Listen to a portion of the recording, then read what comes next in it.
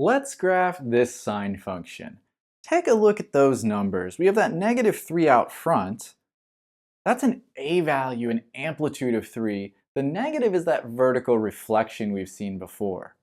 The 2 on the inside, sometimes we call that b. That's a horizontal stretch, or in this case, a horizontal compression by a factor of 2. The pi over 3, that's our h value. In this case, it's actually negative pi over 3.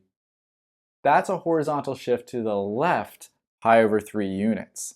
And then the +1, that's a k. That's our vertical shift up 1 units.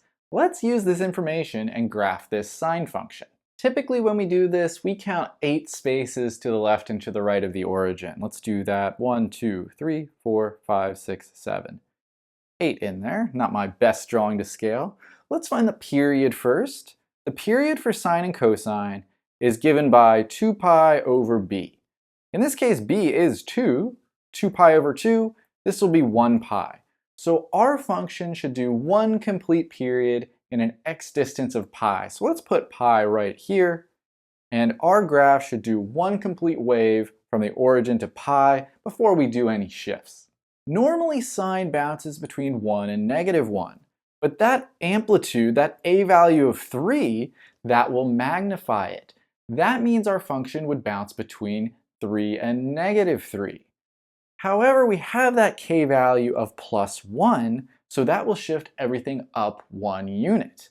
The way we find these maximums and minimums, we take the -3, we add on 1, that will be -2, and we take negative the a value, add on that k value of 1. -3 is 3 plus 1 makes 4. Those are the maximums and the minimum values our function will attain. So let's plot that. 4 in the y direction, -2 in the y direction. We're nearly ready to start graphing. Let's include that horizontal shift of pi over 3 units to the left and 1 up. Our function's going to start about here. If this is x equals minus pi over 3, I'm not going to draw this perfectly. Normally sine starts going up and to the right, but because of that negative, that vertical reflection, we'll start going down and to the right until we hit our minimum value of -2. We're going to come up and hit our maximum value at 4 somewhere and come down and complete this cycle there at a distance of pi. Now I haven't labeled things to scale perfectly, but we should stop short of that 1 pi on the right since we had that horizontal shift to the left of pi over 3. Now of course this is going to continue forever to the left and the right, so not the best drawing in the world. It looks something like that. If you want a more detailed solution, check out the answers.